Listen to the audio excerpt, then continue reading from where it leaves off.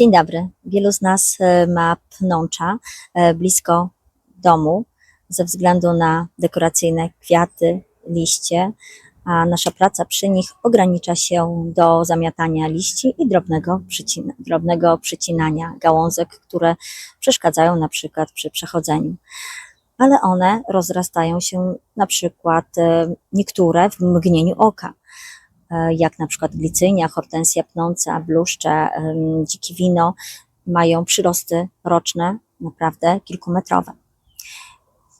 I tu wymaga od nas naprawdę wyglądania corocznego i przycinania, żeby nie dotarła do rynien.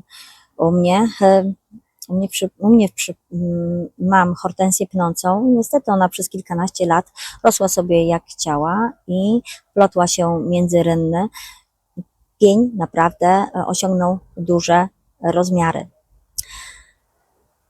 I jeżeli nie będziemy doglądać tego co roku, co kilka lat, to wtedy jest naprawdę problem z doprowadzeniem do porządku rynien.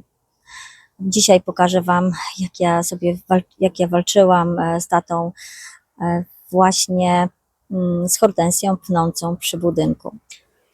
Najbardziej trzeba uważać na glicynię, dlatego że ona jest bardzo silnym pnączem i potrafi zgnieść metalowe części.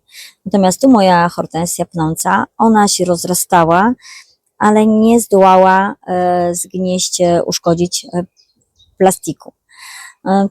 Natomiast ona znalazła sobie tam wszystkie takie szczeliny i rozrosła się pod tym względem pod względem takim, że miała wszędzie powtykane pędy, które trzeba było naprawdę mocno przycinać. Zapraszam do oglądania odcinka.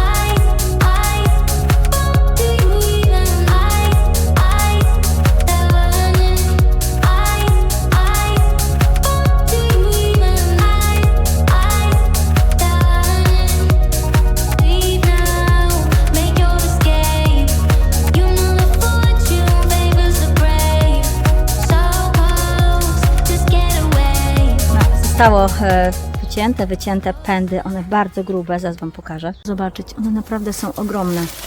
Przez kilkanaście lat tak hortensja pnąca się rozrosła. Na 5 cm średnicy to naprawdę jest dużo na takie pnącze. Więc teraz będą tylko rosły tutaj takie pod dachem i rzeczywiście trzeba będzie już doglądać częściej. No i trzeba naprawić rynnę, bo zaczepy zerwało. Tutaj na przykład mamy korzenie, one są już takie przyczepne, suche, ale kiedyś jak był młody ten pęd, to właśnie dzięki nim się wspinała do góry i też pobierała składniki odżywcze i wodę. Mam liście we włosach, ziemię na twarzy, ale było warto. Pracowaliśmy z tatą kilka godzin, więc naprawdę trochę tej ziemi było, suchych liści, pędów, które by od kilkunastu lat nie była wycinana. Poniszczyła też już rynny. Także uważajcie, jeżeli macie przy rynnach, to co jakiś czas trzeba naprawdę wycinać w przypadku na przykład hortensji, szczególnie glicyni. Glicynia bardzo mocno niszczy rynne, także co kilka lat należałoby zrobić przegląd, przyciąć, żeby się nie wrastała pomiędzy rynnę, nie zgniatała jej. No bo po prostu dodatkowa praca i koszty. Ja jestem zadowolona teraz, że to się udało w końcu zrobić. Teraz pójdę odpocząć, umyć się i będę potem te wszystkie pędy składować, ciąć. Z rynien wyjęłam ziemię i uzbierało się. Ona jest piękna ziemia liściowa. I będę miała teraz do doniczek, więc sporo jest jej. Jeszcze mam w innych wiaderkach. I część wysypałam. Dopiero później zobaczyłam, ile tego jest, więc przykładałam do wiaderek.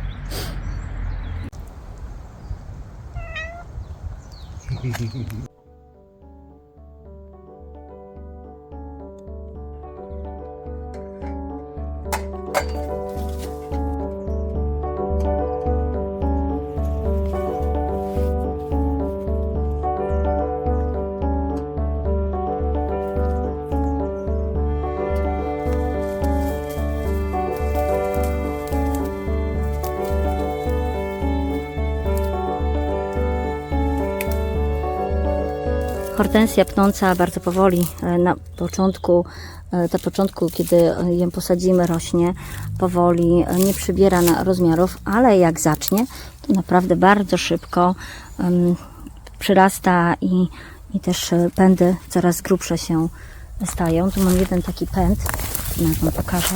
Jest, o, zobaczcie, jaki przeogromny.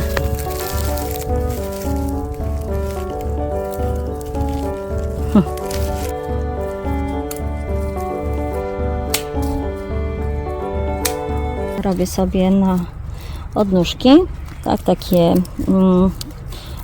młodsze pędy. Tak, trochę tam wytnę. Włożę do wody i zobaczymy, czy one puszczą korzonki. I tak to wszystko wyrzucą, więc akurat może coś z tego wyjdzie. Część też wstawię do wazonu.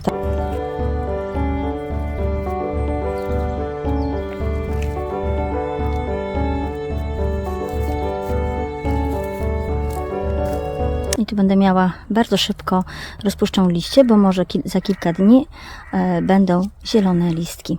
Drewno niczym nie przypomina delikatnego pnącza, ale to jest efekt kilkunastu lat, więc to też na to ma wpływ, że na grubość i na twardość tego pędu.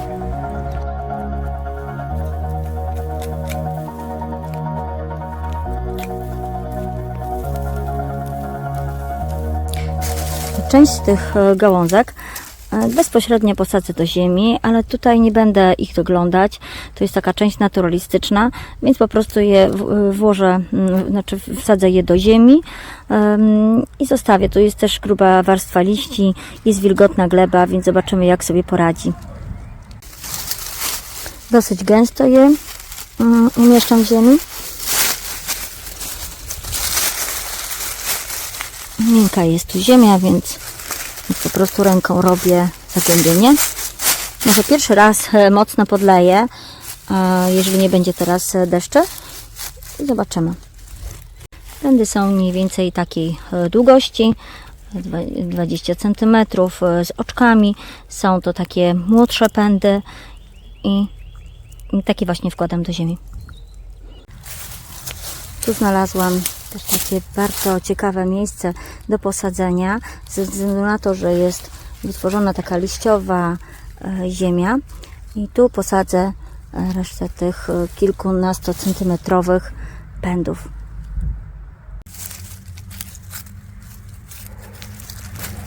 Na ukos je sadzę, tak żeby miały większą przestrzeń do wytworzenia korzeni.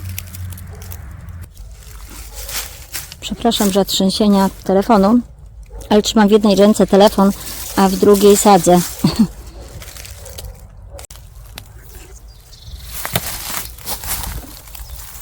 też wkładam sobie. Taki mam baniak z wodą. Ładnie się zazieleni. I zobaczymy, może akurat puszczą korzonki. Ostatnio tak zrobiłam z porzeczką i puściło mi korzonki w wodzie. Zostawiłam.